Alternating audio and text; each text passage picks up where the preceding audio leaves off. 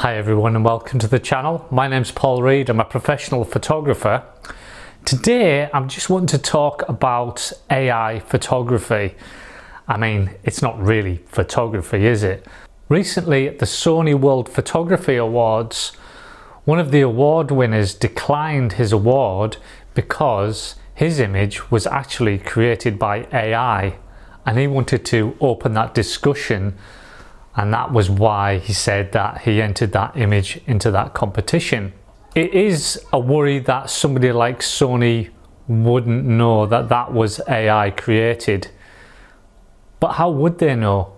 Why I want to talk about this is just because, you know, it's got a lot of people worried, not just in photography, but in general. There's a lot of artists worried about artificial intelligence and how we all may be out of a job at some point. It's more just to do with how we're going to get questioned more. So as photographers, we are going to get questioned more if our photography is real. Is that real or is that AI? Have a look at these images that I photographed for my project, The Time Traveller.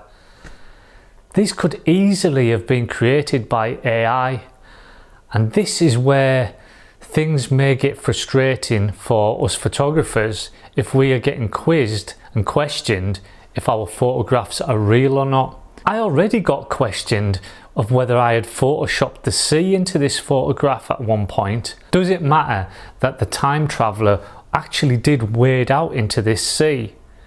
Does it matter that the time traveller has got extremely sensitive feet and that water was really cold and uncomfortable for him? And does it matter that the time traveller actually lost his shoes in the sea because his feet got stuck in the mud? But people are going to question these things now, and that can be a problem in itself. It's not nice being accused of things that you haven't done, and that is definitely going to happen. But what about the artists that create these AI images? Are they artists?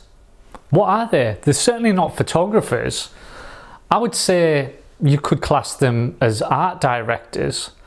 They tell the computer what they want and refine that by telling it, no, actually I want this, I want that, I want a hat on the guy, and I want him to have a pipe in his mouth, and I want him to look more towards the left, and they refine those images by directing the artificial intelligence to interpret what they've asked. What I did find sad was there was somebody that I follow on Instagram, and you know, in fact he always shoots film, or always shot film, and I'm sure he will continue to shoot film, and I love that. You know, I love it when people shoot film, and really, you know, that's a lot of effort to put in, more so than even I do with monochrome photography.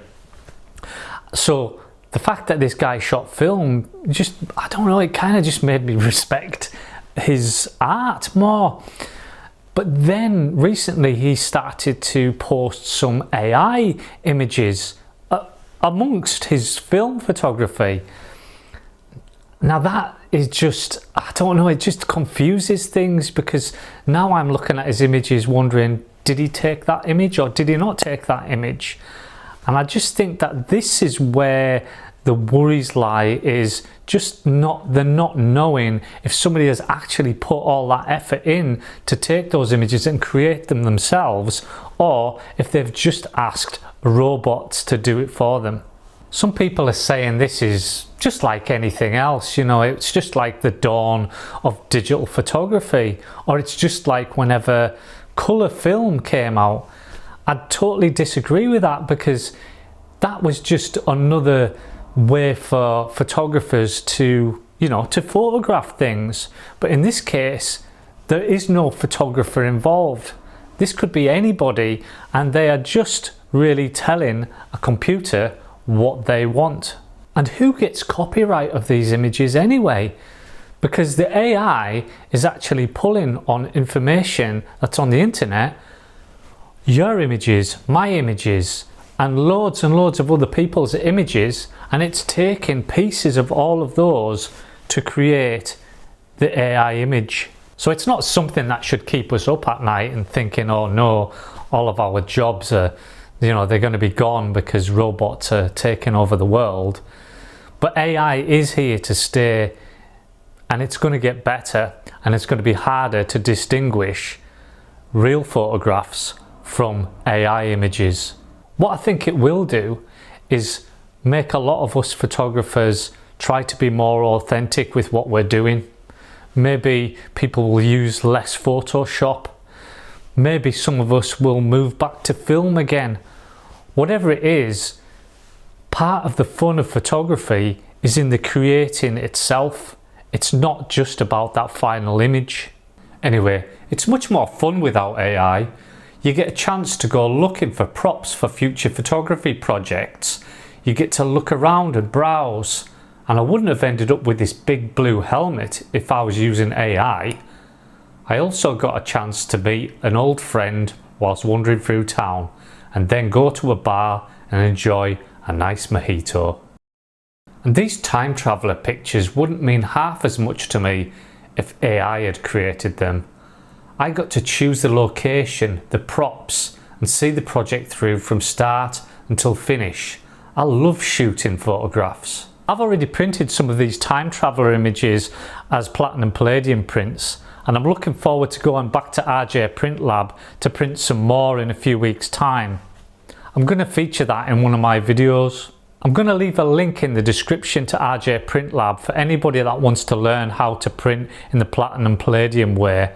He's just fantastic at showing people what to do there, and it's such a rewarding process. If you've enjoyed this video, please make sure that you like, subscribe and press the notification bell, and let me know what you think in the comments. Don't forget, I do online workshops and I'll be happy to help you out. If you just get in touch with me, you can get in touch with me. I'll leave a link in the description to my contact page. Then I'll gladly do one of those workshops for you. I also do mentorships as well, and that's for somebody who's maybe just a little bit more advanced with their photography, and maybe that you've got a project that you're wanting to do. Thanks again for watching, and I'll see you next time.